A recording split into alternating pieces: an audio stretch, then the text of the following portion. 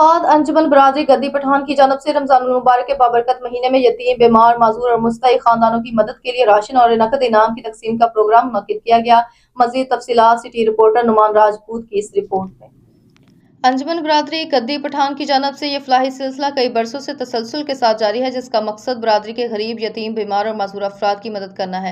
रवां साल भी रमजान मुबारक के मुकद्दस महीने में ज़कात की रकम से मुस्तहिक खानदानों में राशन बैग्स, नकद रकम और दीगर ज़रूरी अशिया तकसीम की गई, ताकि इन्हें महंगाई के इस दौर में कुछ सहारा फ्राहम किया जा सके। इस मौके पर अंजुमन बरादरी गद्दी पठान के सदर मजीद गद्दी पठान ने मुस्तहिक अफराद में राशन बैग्स और नकद इमदाद तकसीम करते हुए कहा कि बरादरी के कमज़ोर और ज़रूरतमंद अफराद की मदद करना हम सब की इज्तिमाई जिम्मेदारी है। इन्होंने कहा, अंजुमन हमेशा कोशिश करती है कि बरादरी के अफराद को साथ लेकर चली जाए और मुश्किल हालात में इनकी हर मुमकिन मदद की जाए। इन्होंने मजीद कहा कि रमजान मुबारक के आखिरी अयाम तक इमदादी सरगर्मियाँ जारी रखी जाएंगी, ताकि ज़्यादा से ज़्यादा मुस्तहिक अफराद तक राशन और माली मदद पहुँचाई जा सके।